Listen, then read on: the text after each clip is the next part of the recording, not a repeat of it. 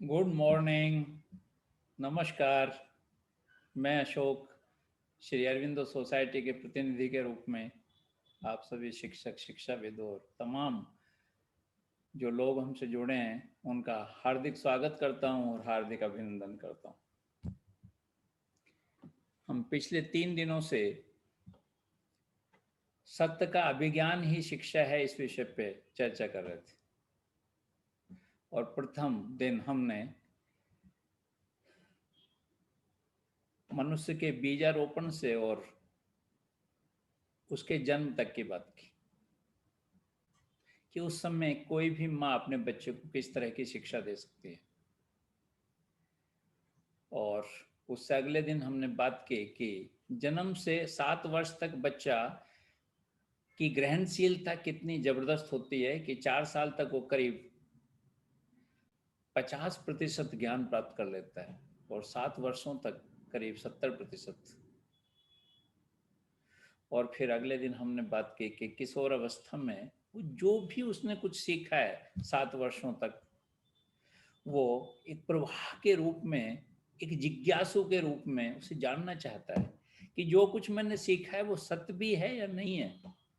और उसमें हमारे अभिभावक की, हमारे गुरु की, हमारे समाज की, सबकी क्या भूमिका है उस पर हमने विस्तृत चर्चा की। आज हम विस्तृत चर्चा करेंगे इस बात पे कि जब 14 साल से करीब 25 वर्ष तक का जो समय होता है किसी भी नौजवान का, उसमें उसके अंदर क्या परिवर्तन होता है, वो क्या चाहता है, वो क्या सोचता है, उसे किस तरह से शिक्षा दी जानी चाहिए, वो कैसे एक अच्छा नागरिक बन सकता है, इस पे हम विस्तृत चर्चा करेंगे। जब बच्चा 14 साल से ऊपर पहुंचता है तो क्या, कल जैसा हमने जिक्र किया था कि उसमें शारीरिक बदलाव भी होते हैं। उसमें शुक्राणु बनने की शक्ति पैदा हो जाती है। किसी भी बच्ची में मासिक धर्म होने लगता है। यानी कि शारीरिक परिवर्तन तो होना अवश्य है, वो होगा ही, लेकिन उसके विचारों में भी एक परिवर्तन आता है। वो क्या परिवर्तन आता है? वो परिवर्तन आता है कि 7 साल की उम्र तक जो उसने सीखा था, उसे जिज्ञासु बन के और कुछ बेहतर सीखना चाहता है वो 14 वर्ष तक। उसके मन में वो जो कुछ सीखा है उसमें और कुछ ज्यादा जानने की इच्छा पैदा होती है। इसलिए हमने कल उदाहरण दिया था कि नदी में जिस तरह से बहुत सारी धाराएं आके मिलती हैं, उनकी स्पीड इतनी तीव्र होती है कि उन्हें रोका नहीं जा सकता। इसलिए किशोर अवस्था में जो भी उसकी विचारधारा होती है, जो सोच होती है, जो उसका कर्म होता है, जो उसका कार्य होता है, उसका प्रभाव बहुत जबरदस्त होता है। उसे रोका नहीं जा सकता है, उसे रोकना भी नहीं चाहिए। हमें सहायक के रूप में उसके साथ खड़ा होना चाहिए। अर्थात वो जो कुछ जानना चाहता है उससे सत्य से हमें परिचित कराना चाहिए। वो जो भी क्वेश्चन करता है उसकी उम्र के हिसाब से उसे आंसर करना चाहिए, उसे बताना चाहिए, छिपाना नहीं चाहिए कुछ। इस दुनिया में सबसे ज्यादा अगर कहीं विकृति है तो छिपाने से। हम जब भी जो भी कुछ छिपाते हैं वो विकृत रूप में प्रकट होता है किसी भी व्यक्ति के सामने, किसी भी बच्चे के सामने। इसलिए जो छिपाने की प्रथा है, बहुत सारे विषयों को हम छिपाते हैं बच्चे से। हाँ, ये ठीक है कि उसकी उम्र के हिसाब से हम उसे आंसर करें, उसे बताएं, उसकी जिज्ञासा शांत करें। लेकिन अगर हम बिल्कुल विपरीत दिशा में बात करते हैं तो निश्चित रूप से विकृति पैदा होगी और एक विकृत व्यक्तित्व का उत्पत्ति होगी जो समाज के लिए हितकर नहीं है। जब 14 साल के बाद बच्चा जवान होना चाहता है तो जो उसकी जिज्ञासाएं थी, जो 14 साल तक उसने प्राप्त किया है, अब उसे वो स्थापित करना चाहता है, वो उसे सत्यापित करना चाहता है, उसे प्रमाणित करना चाहता है कि मैंने जो कुछ सीखा है उसे मैं प्रमाणित करना चाहता हूँ। इसलिए उसके जो क्वेश्चन है वो किशोर अवस्था से बिल्कुल अलग अलग क्वेश्चन होते हैं। उसके क्वेश्चनों में क्रांतिकारिता होती है। उसके क्वेश्चन में आज जिज्ञासा नहीं है, बल्कि आज क्रांतिकारिकता है। आज उसके क्वेश्चंस में उग्रता है, उसमें खतरे लेने की क्षमता है, उसमें विश्लेषण करने की क्षमता पैदा हो रही है। और इन तमाम चीज जब वो किसी नवयुवक में अगर पैदा होती हैं तो यकीन मानिए वो ही नवयुवक है।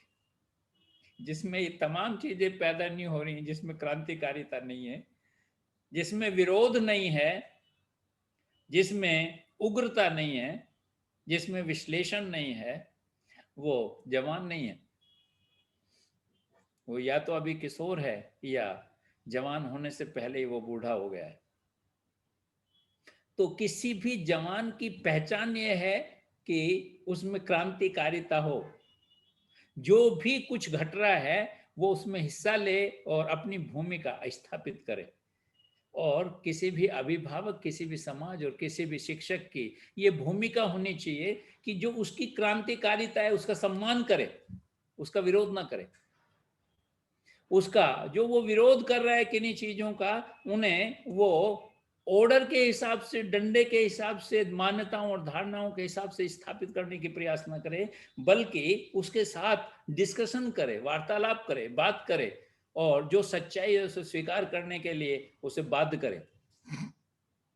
अगर आप बिना तर्कों के किसी भी नवयुवक को अपनी बात मानने के लिए बाध्य करेंगे तो निश्चित रूप से वो विद्रोही हो जाएगा, वो क्रांतिकारी नहीं रहेगा।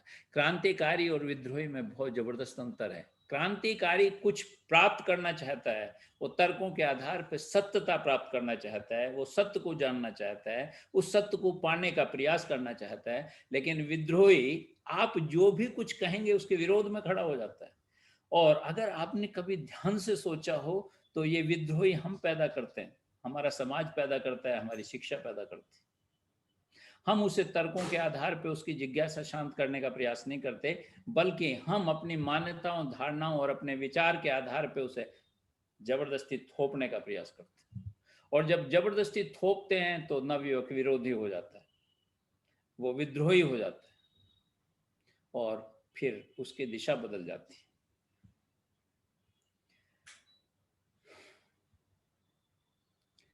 सबसे बेहतर बात यह है कि हम नवयुवक को सलाह दें, शिक्षा ना दें। सलाह और शिक्षा में भी अंतर है। हमारी शिक्षा इस तरह की हो जिसमें उसे लगे कि मुझे सलाह दी जा रही है, मेरी भावनाओं की कद्र की जा रही, मेरे विचारों का आदर किया जा रहा है, मेरा भी समादर किया जा रहा है।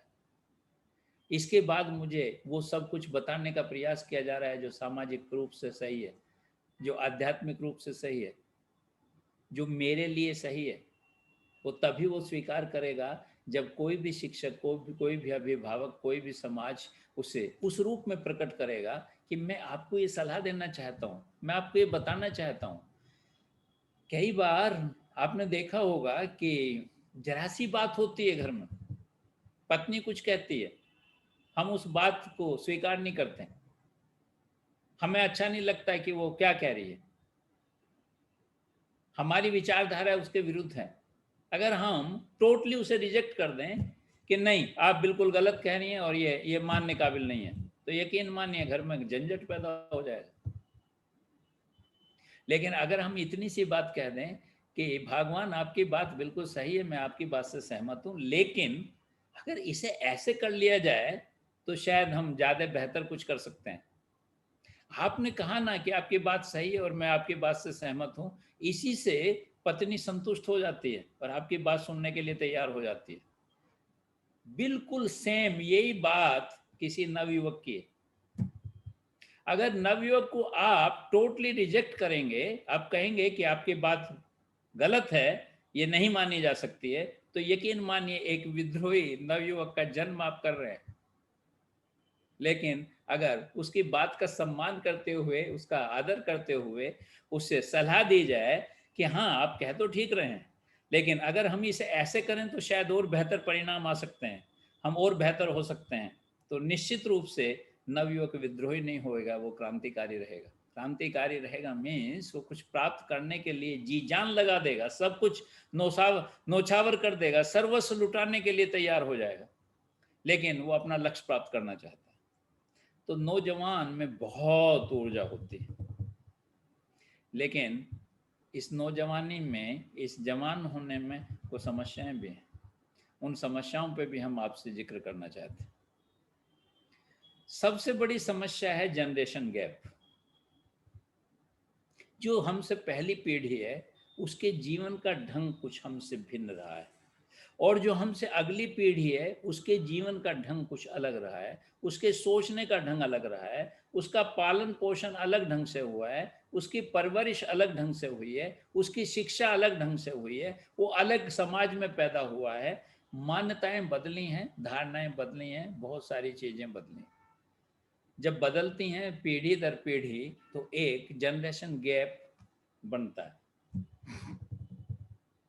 और जब जनरेशन गैप बनता है तो नवयुवक तो अपनी बात रखेगा, उसकी जो परवरिश हुई, उसकी जो शिक्षा हुई, उसे जो ज्ञान मिला, उसकी जो जिज्ञासा शांत हुई, जो उसने समाज से सीखा, वो सब उसके आधार पे उसकी अपनी एक धारणा है, और उस धारणा के आधार पे वो अपनी बात रखता है अपने अभिभावक के सामने। लेकिन अभिभावक उससे पहली पीढ़ी का है, कम से कम 25-30 साल पहले का तो है ही। बल्कि जब बच्चा जवान होता है तो पिता की उम्र करीब 50 से 60 साल के बीच में होती है। तो 25 साल का गैप हुआ। 25 साल में तो दुनिया बदल जाती है, सोच बदल जाती है, विचार बदल जाते हैं, मान्यताएं बदल जाती हैं, संस्कृति में बहुत सारी चीजें चेंज होती हैं। तो ये जो जनरेशन गैप है, ये कैसे पूरा करे अभिभावक, कैसे नवयुवक पूरा करे, इस पे चर्चा की बहुत ज्यादा आवश्यकता है। वो तभी संभव है जब कोई भी अभिभावक नौजवान की बात सुने, उसे टोटली रिजेक्ट ना करे, उससे वो बात सुने, और बात सुनने के बाद तब अपनी सलाह दें, अपनी बात करें, अपनी बात, अपने धारणाएं बताएं, अपनी मान्यताएं बताएं, या अपनी संस्कृति बताएं, या अपने जो अपने जो रीति रिवाज हैं उनके बारे में उसका परिचय दें। कुछ अभिभावक एक सेतु का काम करते हैं। अब हमसे पुरानी जो पीढ़ी है, जो दादा की पीढ़ी है, जो हमारे पिता की पीढ़ी थी, उसमें और नवयुवक में भी एक सेतु का कार्य करता है अभिभावक। वो अभिभावक हैं जो आत्मसात करते हैं कि हमसे पहली पीढ़ी क्या थी, और जो आत्मसात करते हैं कि हमसे अगली पीढ़ी क्या है। जब दोनों पीढ़ियों का विश्लेषण वो कर लेते हैं तो वो एक सेतु का काम करते हैं, और ये सेतु का काम अगर वो कर पाते हैं तो निश्चित रूप से वो नौजवान को साध पाते हैं, उसे सही दिशा में पहुंचा पाते हैं। लेकिन मैं बार बार एक बात कहूंगा, अवश्य जो सत्य है वो स्वीकार करना पड़ेगा अभिभावक को, कि आज का जो नवयुवक है वो क्रांतिकारी है, वो उग्र है, वो खतरे लेने की क्षमता रखता है, वो विश्लेषण कर सकता है, वो रिकॉग्निशन चाहता है, वो अपनी पहचान चाहता है, वो अपनी स्वीकार्यता, एक्सेप्टेंस चाहता है। वो सब कुछ अगर आपको सही दिशा देनी है तो उसे स्वीकार करना पड़ेगा। अब हम शिक्षा की बात करते हैं। आज का जब नौजवान 14 साल से ऊपर जाता है तो वो उस शिक्षा में प्रवेश करता है जहां ये कहा जाता है कि अब उसकी शिक्षा शुरू हुई है। अगर हम उसे सही से परिभाषित करें तो हम ये कह सकते हैं कि अब उसकी रोजगार परक शिक्षा शुरू हुई है। अर्थात अब जो शिक्षा है वो ये निश्चित करेगी कि उसे कैसा रोजगार मिलेगा, उसे कैसी सर्विस मिलेगी, वो अपने जीवन स्तर किस आधार पर जी सकता है, उस एजुकेशन में प्रवेश करता है बच्चा। और यहाँ बहुत ऊहापोह की स्थिति है, यहाँ बहुत अंतर्द्वंद की स्थिति है। अंतर्द्वंद ऊहापोह इस बात का है कि एक्चुअल में हमने बहुत सारे सेशंस शिक्षा पे लिए हैं, और शिक्षा का अर्थ यह है कि किसी भी बच्चे के अंदर जो विशेष है उसे डेवलप करना है। एजुकेशन के दो ही अर्थ, एक अर्थ है कि किसी भी बच्चे के अंदर जो विशेष है उसे बाहर लेके आना है, और दूसरा अर्थ है एजुकेशन का, जो एडुकेयर से बनना है, कि किसी को भी अंधकार से प्रकाश की तरफ लाना है। दोनों ही जो अर्थ हैं वो बहुत यथार्थ हैं, सुंदर हैं, अर्थपूर्ण है। लेकिन जो आज की रोजगार परक शिक्षा है उसमें सबसे बड़ी गड़बड़ कहाँ शुरू होती है, उस पर हम थोड़ा सा विचार करना चाहते हैं। हम विचार करना चाहते हैं कि अभिभावक बच्चा पैदा ही नहीं होता कि ये निश्चित कर लेता है कि मुझे इसे इंजीनियर बनाना है, मुझे डॉक्टर बनाना है। और वो पहले दिन से ही अपनी महत्वाकांक्षा उस पर थोपने लगता है। वो जानने का प्रयास ही नहीं करता है कि ये बच्चा इस दुनिया में किस लिए आया है, उसके अंदर क्या विशेष, वो क्या बन सकता है, वो एक सफल जीवन कैसे जी सकता है। हम सफलता की दौड़ में, प्रतिद्वंद्विता की दौड़ में, कंपटीशन की दौड़ में प्रतियोगी बनाने का प्रयास करते हैं उससे। और बस ये यहां से ही किसी नौजवान का दुर्भाग्य शुरू होता है। उससे कभी ये जानने का प्रयास नहीं करता गुरु, समाज, अभिभावक, कि वो आखिर बनना क्या चाहता है, वो किस लिए आया है। इस दुनिया में मनुष्य ही ऐसा है जो विभिन्न संभावनाओं के साथ पैदा हुआ है। अन्यथा तमाम पशु पक्षी जितने भी हैं, चाहे वो वनस्पति हैं, पौधे हैं, वो सच बात ये है कि वो तो यथार्थ लेके पैदा हुए हैं। एक कुत्ता पैदा हुआ है तो कुत्ता ही मरेगा, उसमें बहुत ज्यादा कुछ डेवलपमेंट होने की गुंजाइश नहीं है, संभावना नहीं है। अगर कोई पर्टिकुलर ब्रीड है तो उस ब्रीड में जो गुण है वो गुण 19-20 हो सकता है, उस कुत्ते में, उस बिल्ली में, उस पशु में, उस घोड़े में, उस गाय में। ऐसे ही वनस्पति में कुछ 19-20 हो सकता है। लेकिन मनुष्य में इतनी बड़ी संभावनाएं हैं कि वो बुद्ध बन सकता है, वो महावीर बन सकता है, वो ईसा मसीह बन सकता है, वो मोहम्मद साहब बन सकता है, वो आइंस्टीन बन सकता है। ये सब संभावनाएं हैं मनुष्य में। ये संभावनाएं तभी पूरी होंगी जब उसकी संभावनाएं क्या हैं बनने की उन्हें पहचाना जाए और उस पर काम हो। लेकिन दुर्भाग्य क्या है कि आज की शिक्षा वो रोजगार परक बना दी गई है, वो महत्वाकांक्षी बना दी गई है, वो महत्वाकांक्षा पे आधारित बना दी गई है। पिता की क्या महत्वाकांक्षा है, उस बच्चे में वो महत्वाकांक्षा पैदा की जाती है, उस बच्चे में वो प्रतियोगिता पैदा की जाती है। एक गला काट प्रतियोगिता का हिस्सा उसे बना दिया जाता है। इसलिए जो शिक्षा है, जो रोजगार परक है, बेहतर ये हो कि मनुष्य में क्या है वो रोजगार ले। जबकि आज क्या हो रहा है कि पहले रोजगार तय किया जाता है कि मुझे ये बनना है तो मुझे ऐसी शिक्षा चाहिए, और वो ऐसी शिक्षा ले तो लेता है, लेकिन जो मूलभूत उसका स्वरूप है, जो मूलभूत उसका आधार है, जो उसका आत्मा है, जो उसके जीवन की आत्मा है, उससे वो मेल खाता है नहीं खाता है, ये बहुत मुश्किल काम हो गया है। और जब मुश्किल काम हो गया तो सफल तो हो सकता है, उसका जीवन स्तर तो बेहतर हो सकता है। एक वो बेहतर जीवन स्तर से तो जी सकता है, लेकिन एक बेहतर जीवन नहीं जी सकता। बेहतर जीवन वो जी सकता है कि जो वो कर रहा हो, जो वो चाहता है, वो कर रहा हो जिसके लिए वो आया है, वो कर रहा हो जिसके अंदर वो विशेषता है। इसलिए हमारे नौजवानों की आजकल जितनी भी एजुकेशन है वो रोजगार परक बना दी गई है, वो जीवन परक नहीं बनाई गई है। बेहतर हो कि हम उस एजुकेशन को जीवन परक बना के फिर रोजगार परक बनाएं, तो निश्चित रूप से वो जो रोजगार होगा उसका वो बेहतर प्रदर्शन उसमें कर सकेगा। और उसके लिए थोड़ी सी मेहनत की आवश्यकता है, शिक्षक को भी और अभिभावक को भी। बच्चा तो फूल है, वो खिलेगा, लेकिन वो कितनी खूब, कितनी खुशबू के साथ खिले, कितने आकार के साथ खिले, कितनी सुंदरता के साथ खिले, वो तो माली को देखना पड़ेगा। माली को उसके हिसाब से उसका सारा कुछ अरेंजमेंट करना पड़ता है, प्रबंध करना पड़ता है, तभी खिलेगा। फूल को नहीं पता है कि वो कैसा खिलेगा। बेशक उसमें संभावनाएं सब हैं खिलने की, लेकिन माली को उसे वो सब कुछ देना पड़ेगा जो वो सुंदर खिल सके। और वो माली शिक्षक है, और वो शिक्षा है। जिस तरह माली किसी पौधे की लालन पालन करता है, वैसे शिक्षक किसी नौजवान की शिक्षा देता है। अर्थात शिक्षा में एक मूलभूत परिवर्तन की आवश्यकता है। हम जीवन परक शिक्षा दें, ना कि रोजगार परक शिक्षा दें। रोजगार भी करे, जीवन स्तर भी बनाए, सब कुछ करे, लेकिन वो क्या करना चाहता है ये महत्वपूर्ण है।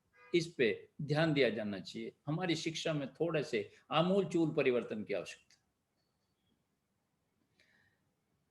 समाज में और भी बहुत सारे मसले हैं।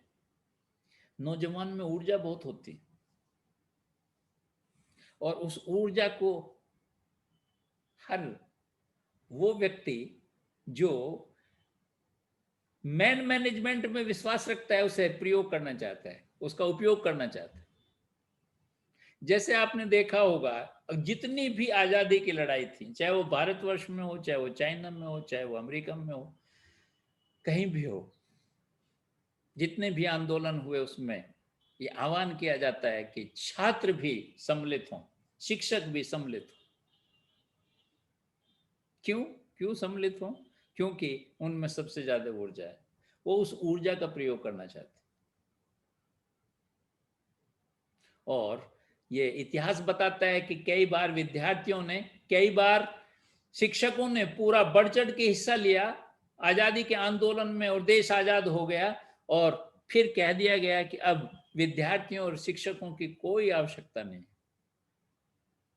ये केवल मैं भारतवर्ष की बात नहीं कर रहा, मैं विश्व के बहुत सारे उन देशों की बात कर रहा हूं कि जब स्वतंत्रता आंदोलन था तो शिक्षकों की आवश्यकता है, विद्यार्थियों की आवश्यकता है, क्योंकि उनमें ऊर्जा है, वो क्रांतिकारी हैं, वो उग्र हैं, ऊर्जा से भरे हुए स्रोत हैं, उनका उपयोग करना चाहता है। लेकिन जब निर्धारण की बात आती है, जब देश के भविष्य के निर्धारण की बात होती है, तो उन्हें ये कह दिया जाता है कि अब राजनीति में आपकी कोई आवश्यकता नहीं है, राजनीति में दखल आपका ठीक नहीं है। तो कितने ही राजनीतिक और कितनी ही राजनीति जो स्टूडेंट है हमारा, जो नौजवान है, उससे भटकाने का प्रयास करते हैं। और ये बीमारी संसद से लेके स्कूल यूनियन तक, स्टूडेंट यूनियन तक पहुंच गई है। आज स्टूडेंट यूनियन में कोई भी नवयुवक इसलिए लीडर बनना चाहता है कि वो चाहता है कि एक दिन मैं देश का प्रधानमंत्री बनूं, और ये जो प्रतियोगिता है वो उसे अनैतिकता सिखाती है, वो गला काट प्रतियोगिता सिखाती है, वो एक दूसरे का हिंसा करके, अहिंसक दिखा के अपने को आगे बढ़ाने का प्रयास करती है, नाटक करती है। हिंसा की अगर हम बात करें तो हिंसा केवल किसी व्यक्ति की मृत्यु कर देना नहीं है, उसकी हत्या कर देना नहीं है, किसी पशु की हत्या कर देना नहीं है, बल्कि हम अपने विचार और आचरण से भी अगर किसी व्यक्ति को कष्ट पहुंचाते हैं तो वो भी हिंसा है। तो आज का जो राजनीतिक हैं वो स्टूडेंट की जो ऊर्जा है उसे अपने लिए खर्च करना चाहते हैं। इसलिए ये रोग विश्वविद्यालय और कॉलेजों में भी जा घुसा है, जो दुर्भाग्य है देश का। किसी भी एक नौजवान को शिक्षा के अलावा और सारी चीजों से कोई लेना देना नहीं हो। और शिक्षक को अगर कोई लेना देना है तो उसकी सहभागिता होनी चाहिए। कुछ यूरोप के ऐसे देश हैं जिसमें जापान भी है, उसमें शिक्षक को हर 3 महीने के बाद पूरे देश में क्या प्रोग्रेस हो रही है उससे परिचित कराया जाता है, ताकि वो स्टूडेंट तक वो बात पहुंचा सके कि देश कितना आगे बढ़ रहा है।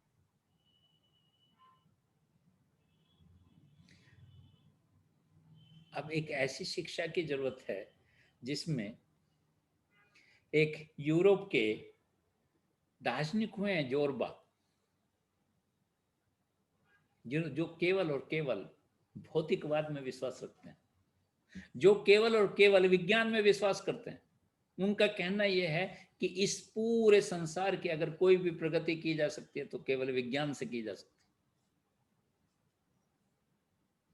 और पूरब का एक दर्शन है जिसमें बुद्ध हैं, महावीर हैं,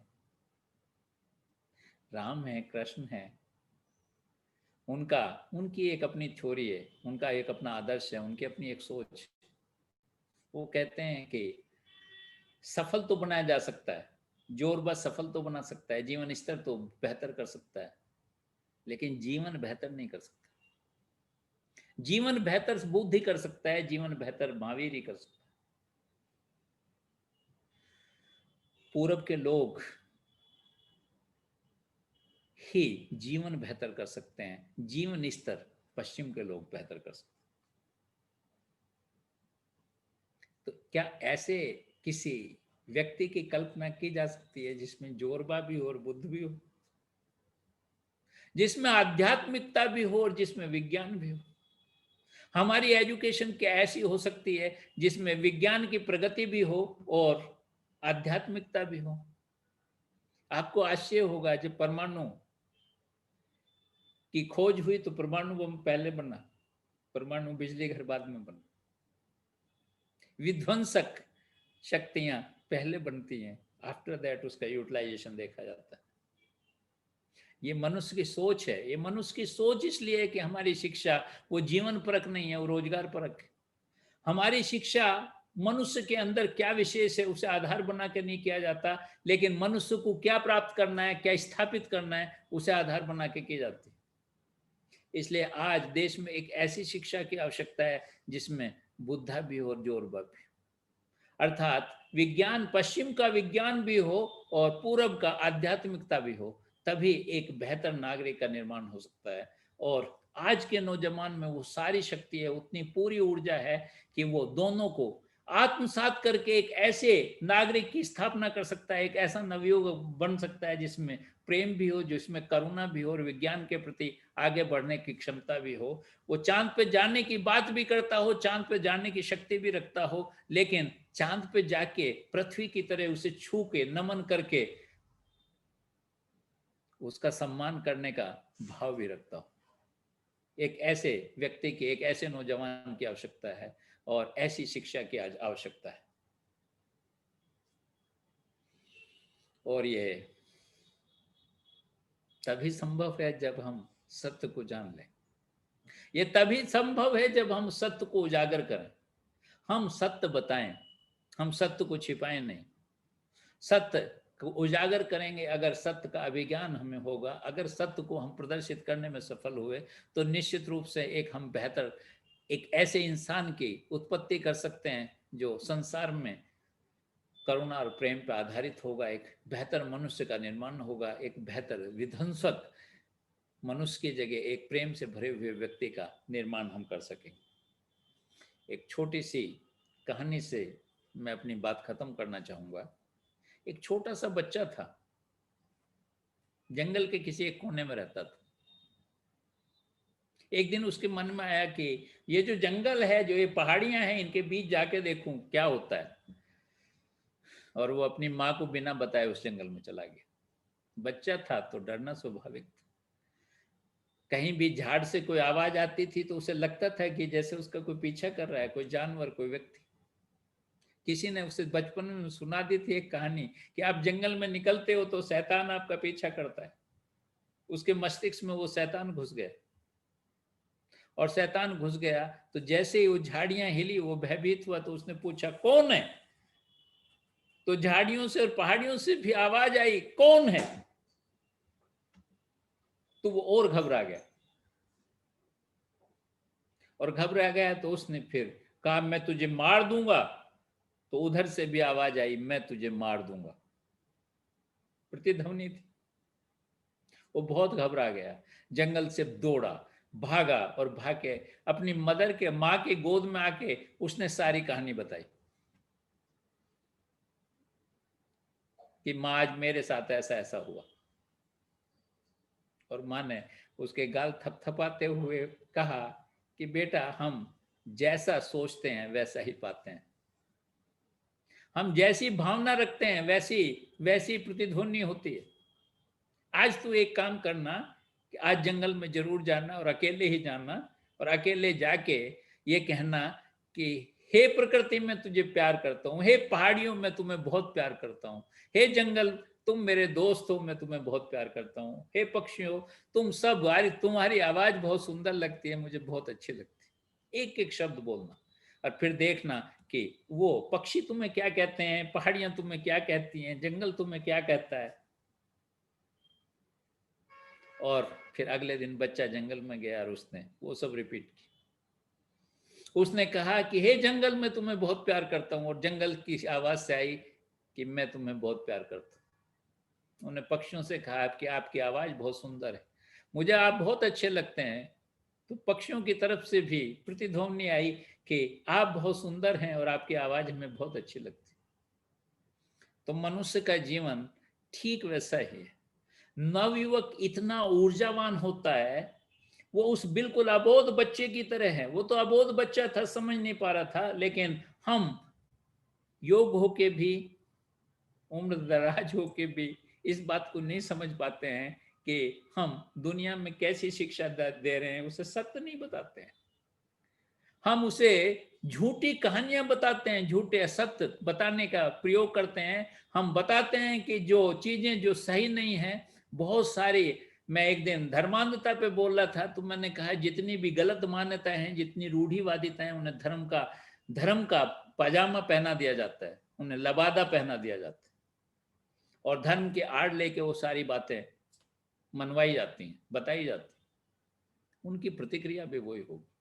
ठीक उस अबोध बच्चे की तरह जो जंगल में गया और उसने जो कुछ कहा, उसकी प्रतिध्वनि वैसी ही आई। आज समाज में हम जिस तरह की सोच रखते हैं, जिस तरह की शिक्षा रखते हैं, जिस तरह हम अपने बच्चे के साथ प्रतियोगी भावना बना के उसकी महत्वाकांक्षा का उसे शिकार करते हैं, निश्चित रूप से हमारे साथ, समाज के साथ सब वैसा ही व्यवहार होगा।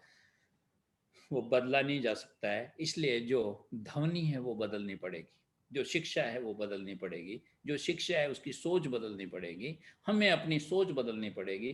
तभी हम एक नौजवान को बेहतर नागरिक बना सकते हैं, इस देश का एक बेहतर इंसान बना सकते हैं, एक करुणा और प्रेम से भरा हुआ इंसान बना सकते हैं, जो समाज को एक रचनात्मक समाज दे सकता है। एक विध्वंसक समाज से हम बच सकते हैं, ऐसा मैं सोचता हूँ। आज हम यहीं तक बात करना चाहते थे आपसे, और कल हम बात करेंगे कि जो मैच्योर 25 साल से ज़्यादा का व्यक्ति होता है, उसके सामने क्या समस्याएं हैं, उन्हें सत्य क्या स्वीकार करना चाहिए, वो किस तरह से शिक्षित हो सकते हैं, उस सब पे हम बातचीत करेंगे। और मैं उम्मीद रखता हूँ कि जो हमारा सेशन है, सत्य का अभिज्ञान ही शिक्षा है, उसमें आप सब लोगों को कुछ बहुत महत्वपूर्ण जानकारियाँ मिली होंगी। आप सब ने मुझे ध्यान से सुना, उसके लिए मैं हृदय से आपका आभार व्यक्त करता हूँ।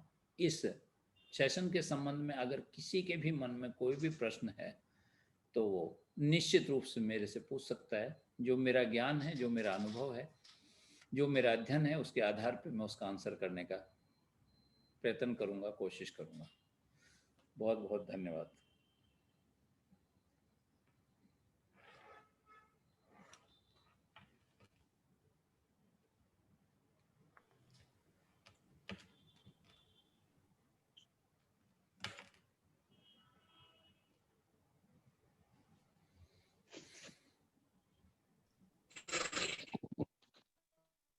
नमस्कार सर, मैं अनुराग कटियार फरुखाबाद से।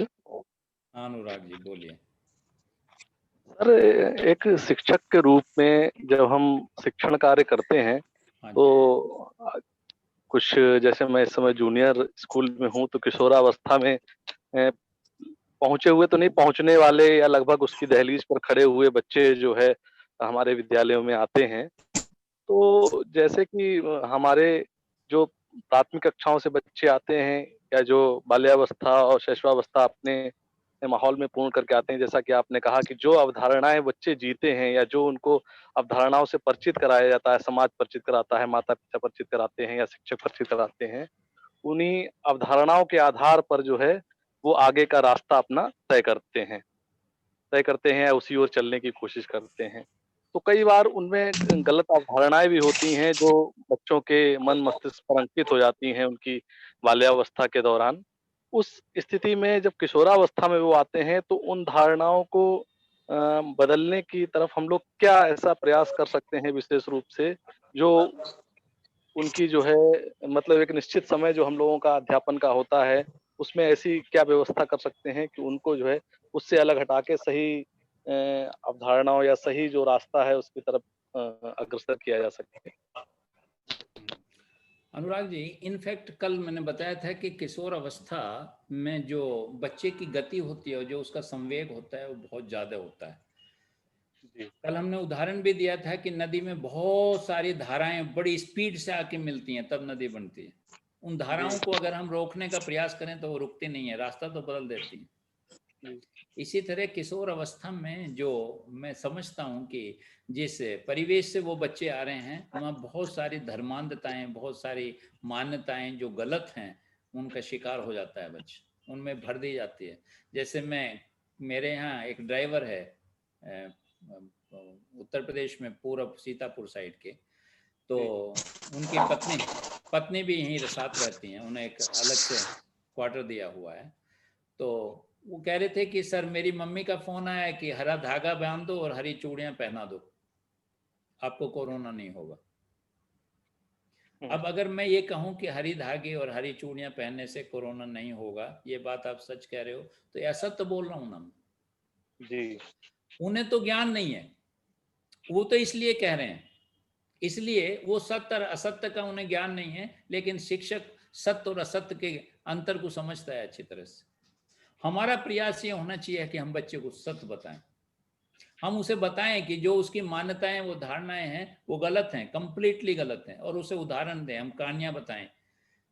आप अगर स्वामी दयानंद से परिचित हैं, तो जब स्वामी दयानंद ने इन तमाम धर्मांधताओं, मान्यताओं का जो गलत थी, उनका विरोध करना शुरू किया, तो पंडितों ने इकट्ठे होकर उसे मारने का प्रयास किया था, और लास्ट में उन्हें जहर दे के मरवा दिया गया था रसोइया से। लेकिन उन्होंने सच कहना नहीं छोड़ा। एक बार हरिद्वार में कुंभ का मेला था, तो उन्होंने अपना एक तंबू लगा दिया, जिसमें उन्होंने पूरा प्रचार किया कि जो कुछ है ये सब गलत है। संस्कृति के आधार पे, हम अपनी मान्यताओं के आधार पे हम किसी भी गलत चीज को गलत ना ठहराएं, यही शिक्षक का दायित्व है, यही शिक्षक का कर्तव्य। शिक्षक का कर्तव्य यह है कि उसे बच्चे को वो यथार्थ से और सत्यता से परिचित कराए। अगर निश्चित रूप से वो कराने में सफल रहा, तो बच्चा उसे स्वीकार करेगा, क्योंकि माँ बाप और समाज के प्रति उसकी जो सम्मान है, वो शिक्षक से ज्यादा नहीं है। शिक्षक के प्रति वो सबसे ज्यादा सम्मान रखता है। एक छोटा सा बच्चा भी ये कहते हुए आपने सुना होगा कि नहीं मम्मी, ये मेरी मैम कहती है, ये सही है, आप जो कह रहे हो वो गलत हो सकता है, मेरी मैम गलत नहीं कह सकती। तो ये भाव है उस बच्चे का शिक्षक के प्रति। शिक्षक का ये दायित्व है कि उसे सच्चाई से और सत्यता से उसका परिचय कराए, बिना इस भय के कि समाज क्या कहेगा, इसके घर वाले क्या कहेंगे, या लोग क्या कहेंगे, या मेरे साथी क्या कहेंगे। उन सब की परवाह नहीं करनी चाहिए।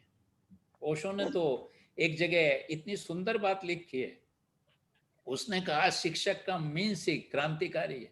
जो शिक्षक क्रांतिकारी नहीं है, वो शिक्षक नहीं है। शिक्षक को क्रांतिकारी होना चाहिए। शिक्षक ही वो है जो क्रांति में विश्वास रखता हो, जो बदलने में विश्वास रखता हो। तो जो बच्चे आपके साथ आते हैं, उनकी व्यवस्था मैं खूब अच्छी तरह समझता हूँ। निश्चित रूप से झोंपड़ियों से आते हैं बच्चे, और उस वर्ग से बच्चे आते हैं जहाँ बहुत सारी धर्मांधताएं और गलत मान्यताओं को प्रतिपादित किया गया है बच्चे में। लेकिन हमारा फर्ज ये है कि हम उसे सच्चाई बताएं, और यकीन मानिए जब हम कहानी, उदाहरणों से उस सत्यता को स्थापित करने की कोशिश करते हैं, तो बच्चे के बाल मन में, उसके किशोर अवस्था में, वो सबसे ज्यादा आकर्षित होता है, सबसे ज्यादा पकड़ता है चीजों को, सबसे ज्यादा कॉपी करके वैसा बनना चाहता है। बहुत सारे बच्चे बुद्ध की कहानी पढ़ते हैं तो घर छोड़ देते हैं। बहुत सारे बच्चे महावीर की कहानी पढ़ते हैं तो घर छोड़ देते हैं। बेशक उनका बाद में क्या होता है पता नहीं, लेकिन इतना जल्दी प्रभावित होता है किशोर अवस्था में। हमारे बताने का ढंग प्रभावशाली होना चाहिए, और वो सत्य परख होना चाहिए, और साहस के साथ होना चाहिए, उसमें किसी तरह की झिझक नहीं होनी चाहिए। इसीलिए तो शिक्षक है वो, इसीलिए तो समाज में सम्मानित है वो। मेरा ऐसा मानना है अनुराग जी। हम 100% बदल पाए सारे लोगों को, शायद ये संभव है या नहीं है, मुझे नहीं पता, लेकिन निश्चित रूप से हम एक बहुत बड़े हिस्से को बदल सकते हैं। ये हमारी क्रांतिकारिता पर निर्भर करता है, हमारे ज्ञान पे आधारित करता है, और हमें अपना जो कथन है वो प्रभावी ढंग से देना चाहिए। उसमें बहुत सारी कहानियाँ, किस्से, कुछ आत्म जो अपने घटनाएं, अपने जीवन की घटी घटनाएं, उन्हें सुनाने से कभी गुरेज नहीं करना चाहिए, उन्हें बताना चाहिए। उससे बच्चा बहुत प्रभावित होता है। भैया हमारा प्रयास जो है वो बदलाव की तरफ ही हमेशा रहना चाहिए। बिल्कुल। और आपके द्वारा जो कहानियाँ, जो संस्मरण सुनाए जाते हैं, मैं उनको नोट डाउन भी करता हूँ सर, इसीलिए कि ये आगे चलकर जो है कहीं किसी संदर्भ में जब मैं बच्चों को पढ़ा रहा हूँगा या कुछ चीज़ बता रहा हूँगा, तो उस समय जो है मैं उनका जो है भी उदाहरण उनको दे सकता हूँ। बहुत बहुत अच्छा करते हैं आप। जी, जी सर। धन्यवाद सर, यही मेरा प्रश्न था। किसी और का कोई प्रश्न हो तो निश्चित रूप से पूछ सकते हैं।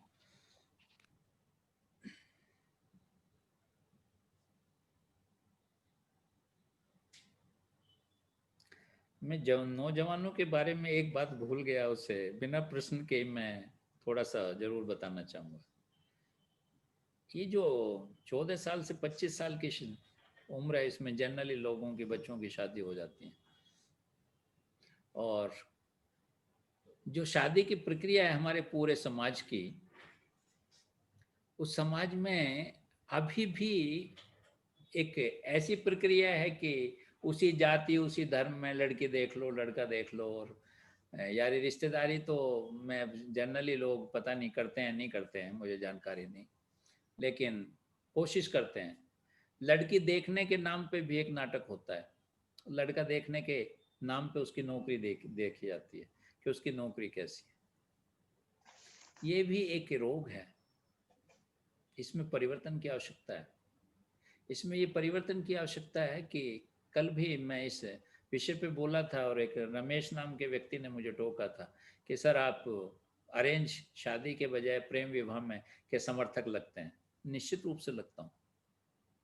मैं इस बात में विश्वास करता हूँ कि शादी थोड़ी सी कठिन होनी चाहिए। कठिन मीन्स बच्चे एक आध महीने 2 महीने 6 महीने वो साथ कहीं जॉब करते हैं, एक दूसरे को जानते हैं, एक साथ पढ़ते हैं, एक साथ कहीं कोई हायर एजुकेशन में है, कहीं कुछ, तो एक दूसरे को जानने का उन्हें मौका मिलना चाहिए। नवयुवक को नवयुवती को एक दूसरे को जानने का मौका मिलना चाहिए, तभी उनकी शादी होनी चाहिए। शादी में इतनी जल्दबाजी और इतनी उतावलापन नहीं होना चाहिए। कम जानकारी के आधार पे जो शादियां हैं वो आज बहुत टूट रही, और जो अलग होने की प्रक्रिया है वो कठिन बना दी गई है, उसे आसान बनाना होना चाहिए। अगर कोई अलग होना चाहता है तो वो प्रक्रिया बहुत आसान होनी चाहिए कि आप कोर्ट में जाएं, कहीं जाएं, कहें कि हम अलग होना चाहते हैं, और कोर्ट आपको परमिशन दे दे कि आप अलग हो रह सकते हो। आज अगर आप ध्यान से देखें तो हमारे समाज में एक ये भी बड़ी विकृति का कारण है। उसका कारण ये है कि जिस परिवार से लड़की आई है, जिस परिवार का लड़का है, उनके संस्कार नहीं मिलते हैं, उनकी सोच नहीं मिलती है, वो एक दूसरे को जानते ही नहीं, बिल्कुल एडजस्टमेंट करना शुरू करते हैं। और उसमें क्या होता है कि माँ ज़्यादा एडजस्टमेंट करती है, पत्नी ज़्यादा एडजस्टमेंट करती है, और पत्नी जब ज़्यादा एडजस्टमेंट करती है तो निश्चित रूप से जो है वो दब जाती है वो। और बच्चा कौन पालता है? बच्चा पालता है पत्नी, माँ पालती है। एक दबे हुए व्यक्तित्व का कोई भी मनुष्य किसी बेहतर बच्चे के व्यक्तित्व को कैसे बना सकता है?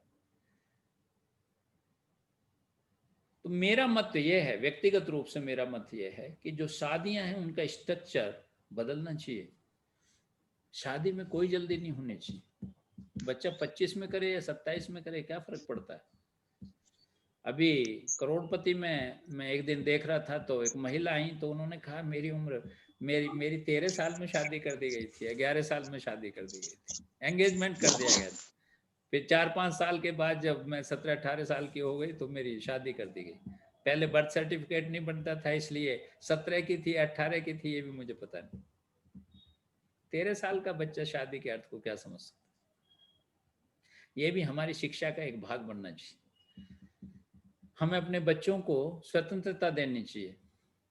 अगर वो विभिन्न जाति धर्म में भी शादी करना चाहते हैं तो हमें वो स्वीकार करना चाहिए, सहृदय स्वीकार करना चाहिए, क्योंकि जीवन उनका है। कल उनके बच्चे पैदा होंगे, उनका लालन पालन इसी बात पर निर्भर करेगा कि पति पत्नी के संबंध कितने मधुर हैं, कितने प्रेम में पूर्ण हैं, कितने एक दूसरे के प्रति आदर के भाव रखते हैं। इस बात पर निर्भर करती है अगली जनरेशन, अगली औलाद। अगर किसी घर में कलह होती है, रोज पति पत्नी के बीच झगड़ा होता है, तो निश्चित रूप से बच्चे भी कलही होंगे, झगड़ालू होंगे। वो कहीं ना कहीं कुछ, लेकिन बिना कहे अनकहे बच्चे के व्यक्तित्व पे उस सब प्रभाव पड़ता है। तो नौजवान के लिए ये बहुत महत्वपूर्ण है। एक विषय में मेरे दिमाग से निकल गया था कि उसे शादी में बहुत जल्दी नहीं करनी चाहिए। शादी में ठहराव होना चाहिए, आराम से करनी चाहिए, सोच समझ के करनी चाहिए, देखभाल के करनी चाहिए, मिल के करनी चाहिए। और अगर किन्हीं परिस्थितियों बस, वैसे तो उसमें गुंजाइश कम होती है, लेकिन अगर कहीं दूर अलग होने का भी मसला है तो वो इजी होना चाहिए। दूसरा जीवन जीने की स्वतंत्रता होनी चाहिए बच्चों। सामाजिक व्यवस्था में बहुत बंधन है, और बंधन का मतलब है कि हम एक ऐसी बंधित पीढ़ी का निर्माण कर रहे हैं जो जीवन से दबी दबी सी होगी। कुछ घरों में मैंने देखा है बच्चे बोलते ही नहीं है, बड़े दबे दबे से रहते हैं।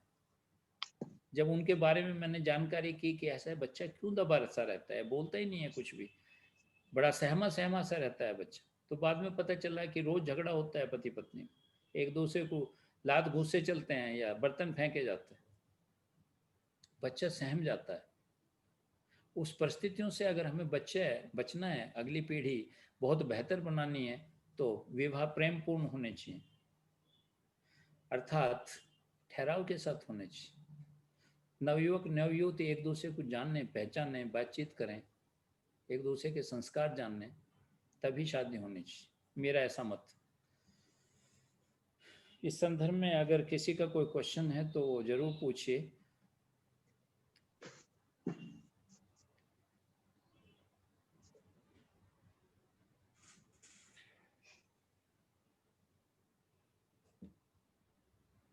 चलिए, अगर कोई क्वेश्चन नहीं है तो मुझे खुशी है कि शायद मेरा सेशन इतना अच्छा रहा कि आप सब लोगों को वो आत्मसात किया, आपने उसे ग्रहण किया। आप सब लोगों ने मेरी बात को इतने ध्यान से सुना, उसके लिए मैं आपका आभार प्रकट करता हूँ। मैं आपका कृतज्ञ हूँ। बहुत बहुत आभार।